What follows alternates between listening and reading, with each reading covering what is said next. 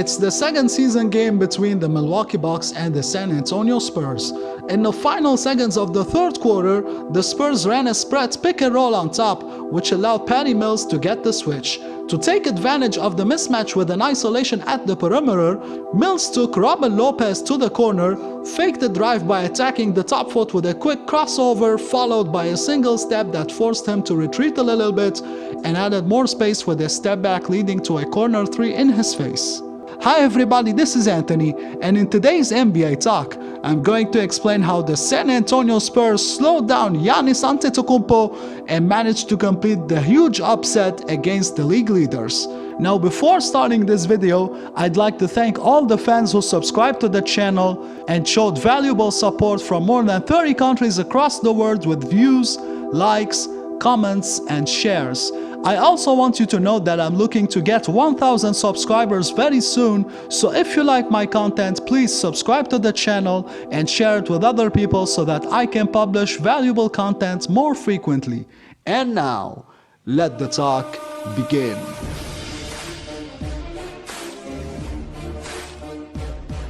On this night, not only did the Spurs make the second most threes in franchise history, but they also scored 9 threes above their average, and the fact that DeJounte Murray made not a single triple, not 2 triples, but 3 triples in a single game gives an impression that the Spurs had an exceptional shooting night.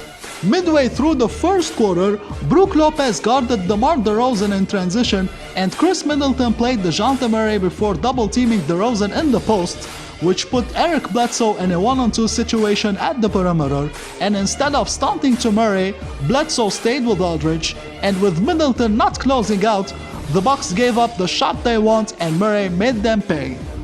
Then in a second quarter mismatch, the Spurs isolated Murray against Robin Lopez with the shot clock winding down, and once again, the Bucks intentionally wanted Murray to take the three, which explains why Lopez gave him so much space. Unfortunately for Milwaukee, the strategy backfired on them and the late contest by Lopez looked meaningless. On the other hand, Patty Mills had the hottest hand from the perimeter, making 6 threes on 60% shooting, and the Bucks could not find a way to stop him on the pick and rolls. In fact, when the screener's man met him near the screen level, he got the switch and took advantage of the resulting mismatch. For example, just like he would do against Robin Lopez in the third quarter, he faked the drive on Brook Lopez after a switch in the first, forced him to retreat a little bit, and added more space with a step back leading to his first triple. That's why, in an attempt to avoid the mismatch, the screener's man dropped way below the screen level on the following plays, and Patty Mills would make them pay with not a pull-up three, not 2 pull-up threes, but 3 pull-up threes without a hand in his face. Furthermore, on this play from the second quarter, Korver tried to stay so close to Mills and to bother him from behind, but his pursuit created contact and gave the Australian 3 free throws. Therefore, to avoid committing a similar foul, George Hill left some space on the same exact play, but his hand was not seen or felt and Patty Mills would make it rain. By the way, did you know that LaMarcus Aldridge has been recently red hot from the perimeter, going 24-30 in the last 7 games? On this pick and pop from the first quarter, Brook Lopez dropped way below the screen level to give Bledsoe time to get back ahead of Murray, who quickly realized that no one was playing LMA.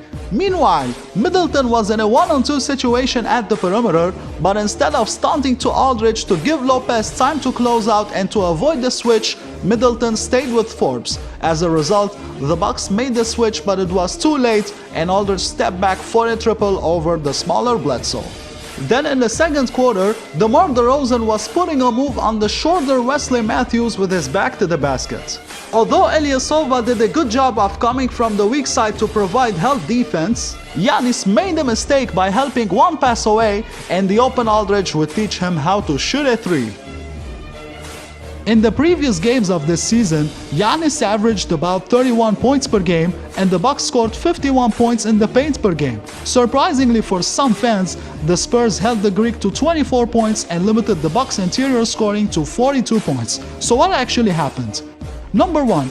Despite the Greek's improved 3-point shooting, the Spurs sagged off of him to force him to take jump shots or to give the ball up, and the strategy worked for them as Giannis missed all of his field goals outside the restricted area, including his 5 3-point shots.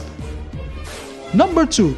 In an attempt to discourage the drives, especially in transition, since Giannis leads the league in transition points per game, the Spurs built a wall to take away clear driving lanes in the middle, to the left or right, which reminds us of the Raptors' strategy in the 2019 Eastern Conference Finals.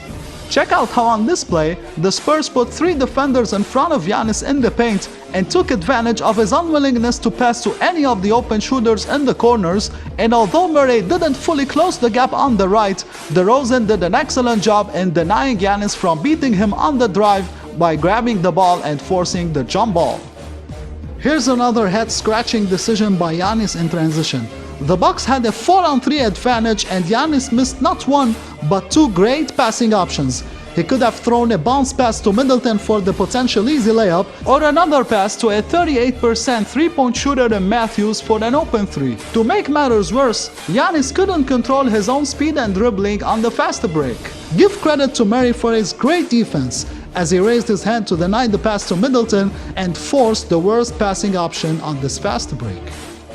Watch how quickly Aldridge asked DeRozan and Lies to close the driving lanes above the free throw line. Giannis felt discouraged from driving and settled for a bad quick 3 with plenty of time left on the shot clock, no ball movement and no teammates in the paint for the offensive rebound. And guess what? He did it again in the 4th quarter.